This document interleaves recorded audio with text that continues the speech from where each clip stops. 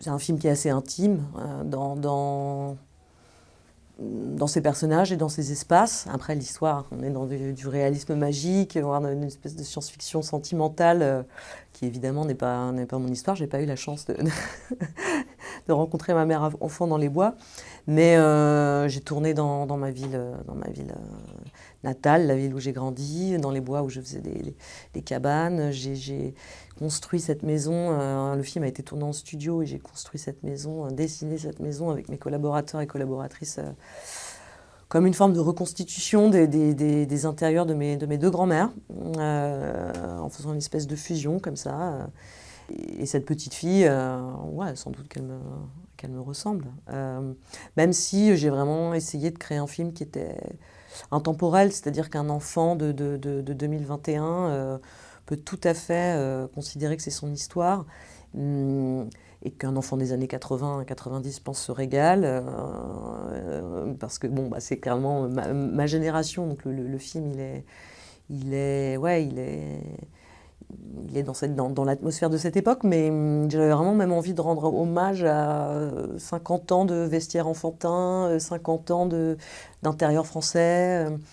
Et j'espère que voilà, ces placards escamotés, leur contenu, ouais, que toutes ces atmosphères, même ces sons, voilà, sont surtout une culture commune de l'enfance et dans laquelle tout le monde peut retrouver de soi. Comme en plus on construit tout, donc on choisit le moindre interrupteur, il y a vraiment voilà, ce désir que voilà, cet interrupteur, il fallait qu'il puisse exister dans les années 60 et puis qu'on puisse le trouver, en faire l'acquisition aujourd'hui. Donc c'est des contraintes qui sont voilà, d'un voyage dans le temps, d'un film de voyage dans le temps qui se passe pas dans une seule époque, donc c'est assez contre-intuitif, mais je crois que c'est ce qui fait la singularité du film. Ouais. Ben, effectivement, ouais, c'est un chemin de film en film où voilà, je tente de trouver une façon de créer de la tension, du suspense qui ne soit pas fondé uniquement sur le conflit et la négociation entre les personnages. Et d'autant plus quand on écrit pour des enfants et un film qui est aussi destiné aux enfants, parce que le film, il est pas destiné qu'aux enfants, mais il est vraiment fait pour que des enfants et des adultes puissent le voir à égalité, puissent partager la même expérience de cinéma, vraiment sans niveau de lecture différent, vraiment dans une grande égalité, dans une grande horizontalité. Donc le film, il fait même le trajet de vraiment passer de la verticalité à l'horizontalité. C'est peut-être sa première magie. Clairement, pour être inspirant, pour inspirer d'autres types de rapports, puisque le cinéma a une grande responsabilité dans la façon dont il inspire nos vies, parce que bien souvent, il nous fait vivre les choses à l'avance. Donc voilà, on va on va voir des gens tomber amoureux avant de tomber amoureux, on va voir des personnages, ouais, s'aimer, se construire, se confronter à leurs désirs, d'abord sur un écran avant de pouvoir soi-même. Donc c'est passer à l'acte. Et donc c'est très important que quand on parle de nouvelles représentations, en réalité, on parle aussi de nouvelles inspirations. Euh, ouais, de nouvelles dynamiques, et encore plus avec les enfants et dans la collaboration avec les enfants acteurs. Moi, j'ai absolument pas envie de les mettre dans des situations de violence. Je l'ai fait déjà. Dans mon passé, c'est pas du tout agréable. Moi, il y a des choses qu'on ferait plus. Hein, et dans Tomboy, il y a même de la violence physique. J'ai pas tellement apprécié tourner ça. Maintenant, j'essaye aussi de m'écouter et de tourner des scènes que j'ai envie de tourner, dans lesquelles on se sent bien. Euh, et il y a ouais, il y a comme en fait, le cinéma frime beaucoup. Il y a comme un défi à créer de la violence, à créer du carambolage. C'est même un peu comme ça qu'on pourrait asseoir sa crédibilité de metteur en scène, rentrer dans une histoire ouais, du cinéma comme ouais, un lieu d'épatte, un lieu d'action, de surenchère d'action. Et moi, j'essaie de développer un autre axe euh, qui se fonde sur les opportunités. Voilà. Les opportunités de partager du temps, de partager du sentiment. Et c'est sûr que quand on s'épargne le conflit, il y a la possibilité d'une très grande surprise, parce que si les personnages sont d'accord, alors l'aventure, elle prend un autre niveau. Euh, voilà, j'avais à cœur dans ce film aussi parce que c'était un film sur la famille, sur les rapports intrafamiliaux, intergénérationnels, de vraiment ouvrir des nouvelles mythologies affectives. Parce qu'on est quand même tous et toutes en train oui, d'analyser nos structures familiales ou nos rapports affectifs au prisme de mythologies très anciennes, qui sont des histoires voilà, qui ont des milliers d'années. Voilà, on va prendre Oedipe comme exemple le plus cliché, ou le plus opérant. Et voilà, c'est des relations familiales conflictuelles. C'est-à-dire qu'on est en train d'apprendre à se comprendre, à se pardonner et à se soigner à travers des rivalités affectives, en disant la famille, c'est la rivalité affective, en fait. Et ça, c'est une mythologie.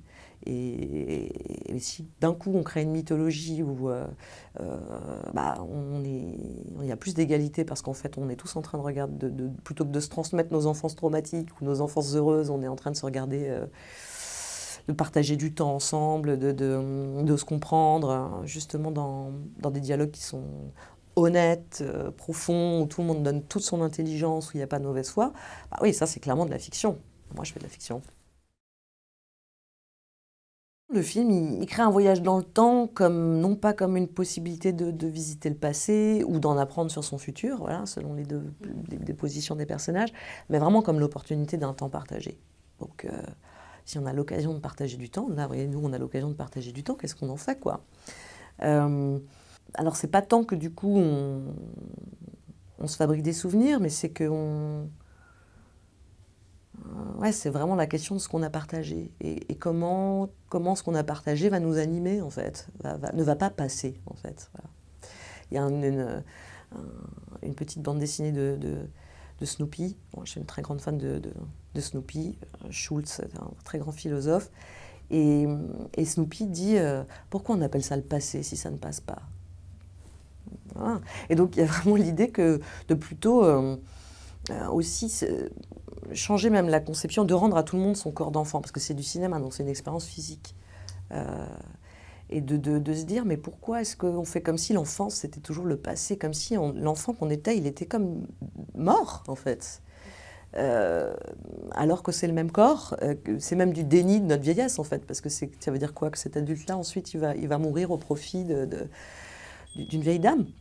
Et donc il y a l'idée de plutôt créer de la fluidité, de la continuité et de considérer qu'on est voilà, la même personne qui vieillit. Et il y a vraiment l'envie de redonner à l'enfance toute sa force, et non pas en célébrant son innocence, son caractère éphémère et tout ça, mais au contraire, en redonnant tout le sérieux, toute l'individualité, toute la puissance voilà, aux individus qu'on est enfant et qu'on porte. Et on ne porte pas que notre enfance en plus, on porte l'enfance de nos parents. Donc, non, c'est pas de la nostalgie, mais par contre, il y a un pouvoir consolatoire. Voilà, il y a un pouvoir consolatoire dans les souvenirs Les souvenirs sont chauds, quoi, pour moi. Pour moi, les souvenirs sont chauds, les souvenirs irradient, quoi. Les souvenirs brûlent, c'est pas du tout un caillou dans la poche, quoi.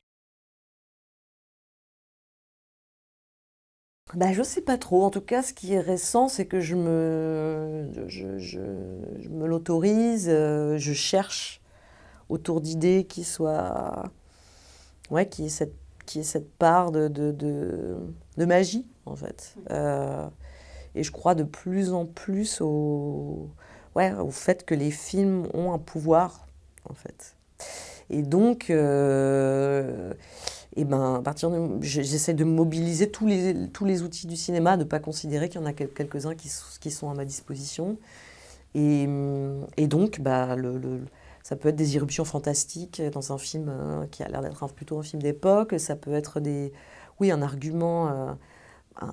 Voilà, faire Petite Maman, c'est un film avec un high concept, quoi. Comme on dit, il y a un grand concept dedans qui pourrait être remaké par Hollywood. comme à la fois une comédie ou une forme de retour vers le futur enfantin. Et là, il y a une modestie en fait du film, qui a pourtant cette idée qui est une idée qu'on peut vraiment moissonner ou rentabiliser très fort si on veut, justement, si on rentre dans les dynamiques de conflit, de paradoxes spatio-temporels. Mais il y a vraiment l'idée, ouais, voilà, on peut avoir cette idée fantastique. Par ailleurs, la traiter de façon assez naturaliste, sans machine à voyager dans le temps. Et en même temps, ouais, se dire, voilà, bon, moi j'ai mobilisé, tourné en studio, j'ai jamais eu autant de machinerie, jamais eu autant de lumière, tout ça pour filmer une petite fille qui mange des chocs à pic. Dans le studio à côté dans les studios à côté des nôtres, il se passait des choses épiques. Bon, des choses épiques. Des choses très théâtrales aussi souvent. Mais on est dans du film d'époque, de la reconstitution, vous voyez, généralement il y a du pognon, Et là, c'est vrai que c'est un film qui typiquement devrait plutôt se tourner dans un appartement. Mais on choisit de mobiliser les outils du cinéma, comme aussi un cinéma primitif, quoi. Moi, je pensais vraiment aux pionnières du cinéma, à Germaine Dulac, à Alice Guy, à ces femmes qui ont inventé le cinéma de fiction et le réalisme magique dans des studios, et de me dire, j'ai les mêmes outils qu'elles, en fait. J'ai les mêmes outils qu'elles, et peut-être que je peux avoir la même liberté aussi. Ben justement, ouais, en considérant que la machine, c'était le film et que la magie était dans la coupe, justement, comme ce cinéma premier. Et donc, ça implique, c'est donc à la fois un film de montage, parce que ça repose sur le montage comme effet de substitution et effet de magie, mais en même temps, c'est un montage qui s'écrit, du coup. C'est-à-dire que les coupes sont vraiment écrites au scénario. Donc c'est pas un film de montage dans le sens où le montage va amener de la réécriture. C'est le montage comme écriture solidaire avec l'écriture des scénarios et la mise en scène. Et donc finalement c'est un film qui se monte très facilement, enfin si ça marche quoi.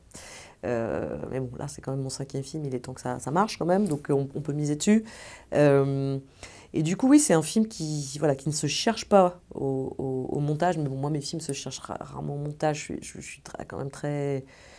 J'écris assez précisément. C'est comme ça que j'aime travailler. À fabriquer la vie plutôt qu'à l'espérer sur le moment.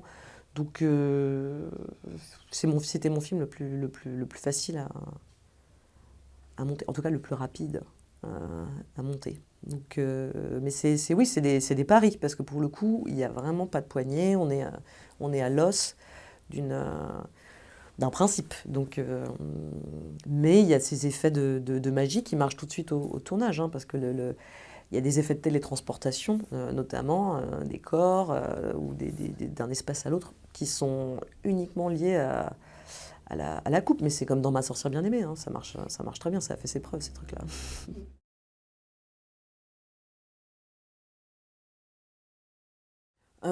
Oui, bien sûr, ça change énormément de choses, même si, en fait, vu que j'ai quand même enchaîné les 2 films et qu'entre-temps, on est quand même resté enfermés chez nous, euh, la rencontre physique avec le public et le post-portrait, elle se fait ces jours-ci, quoi. Donc c'est vrai que c'est quelque chose que je suis en train de le vivre, on va dire. Mais de toute façon, oui, j'ai vécu une tournée internationale avec Portrait de la jeune fille en feu qui m'a évidemment fait rencontrer ce public. Et puis il y a les réseaux sociaux, je reçois beaucoup de courriers aussi, de témoignages. Et puis je vois les initiatives de cette communauté, parce que c'est une communauté qui du coup apprend le français, c'est une communauté qui est solidaire, c'est une communauté qui a tout type de solidarité, et certaines dont je suis sans doute pas du tout au courant. Donc c'est une communauté qui est totalement autonome. Mais c'est vrai que ce que ça m'a appris, et l'endroit où ça impacte mon écriture, c'est que ouais, les films ont du pouvoir. Les films ont un impact culturel et un impact sentimental sur les gens. Bon, moi, ce que je reçois beaucoup, c'est des témoignages de gens qui ont changé de vie. Soit parce qu'ils se sont mis à faire du cinéma, soit parce qu'ils sont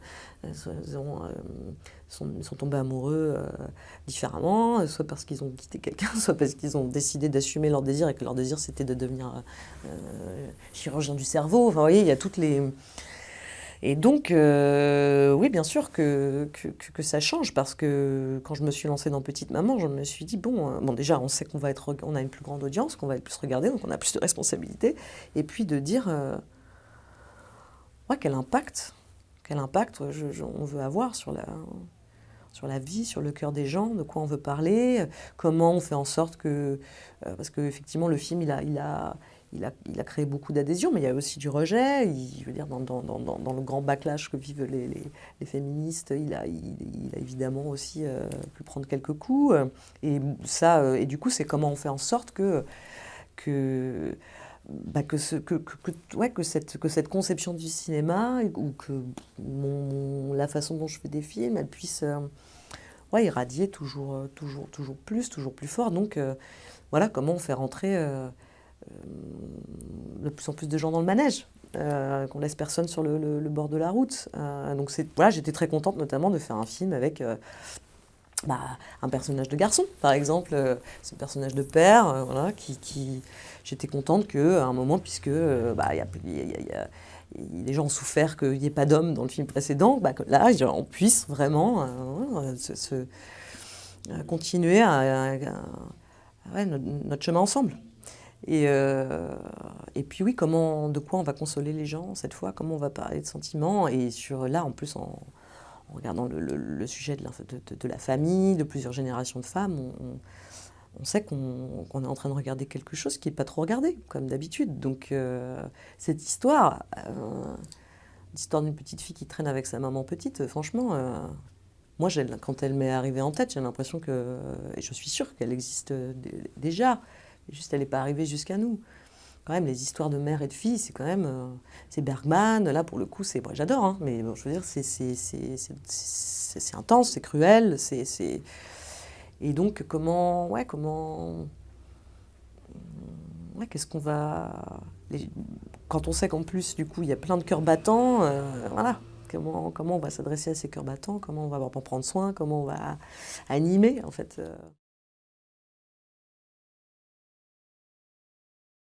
C'est évident que, en tout cas, les enfants queer nous mettent dans des dynamiques de lecture du monde, avec plus d'investigation que la moyenne, parce qu'on ne se voit pas, donc on se cherche.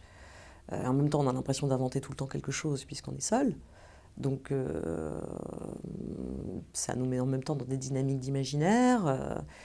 Et oui, avec je pense, un appétit qui n'est pas comblé, qui fait que on peut se retrouver en position d'être créatif, de se le donner, de le créer. Mais en même temps, je pense qu'il y a bien des... Aujourd'hui, je me dis que toutes les enfants sont queer, quoi, parce que, je veux dire, toutes les enfants sont queer. Enfin, c'est la grande machine à nous soumettre, elle commence à ce moment-là, et elle s'applique... Enfin, franchement, quand je vois ce qu'on fait au cœur des petits garçons dans le temps, je veux dire, qu'ils aient des enfants queer ou pas queer, qu'ils soient des enfants gays ou pas gays, c'est quand même il y a quand même voilà, des formes de domestication qui sont, ou au contraire, ouais, d'attiser des formes de rapports de domination, etc. Enfin, les enfants sont la grande classe des dominés, quelle que soit leur classe. Donc, on peut élargir, hein, au fait que globalement, et d'ailleurs, moi j'avais très envie voilà, de faire un film, et je constate que les enfants qui voient le film s'identifient aux enfants. Et que, ouais, plus ça va, plus on se rend compte que le système, évidemment, qui s'acharne sur ses membres les plus rebelles le plus tôt, mais que par ailleurs, finalement, il s'applique à tous et toutes.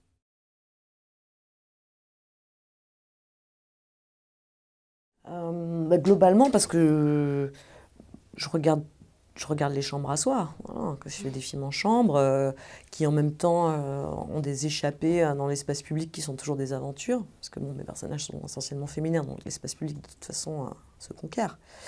Euh, mais oui, il y a dans la chambre la possibilité de l'intimité, du secret, et donc d'être soi. Euh, et, et d'avoir des personnages qui se confient. Ouais. Donc,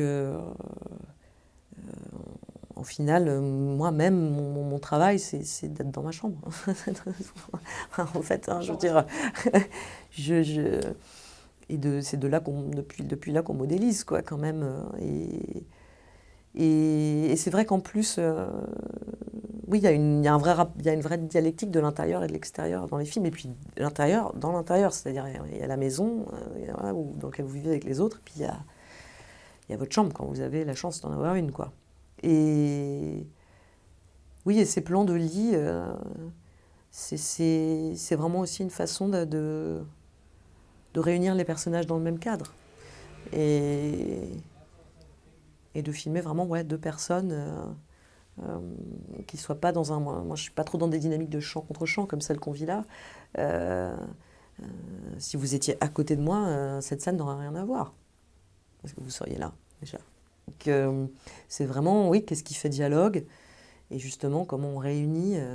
Et souvent, d'ailleurs, ce sont des top shots, notamment dans mon portrait de jeune fille en feu, c'est-à-dire ils sont faits du haut, voilà, et du coup, il y a quelque chose même graphiquement qui met les personnages à égalité dans l'échange.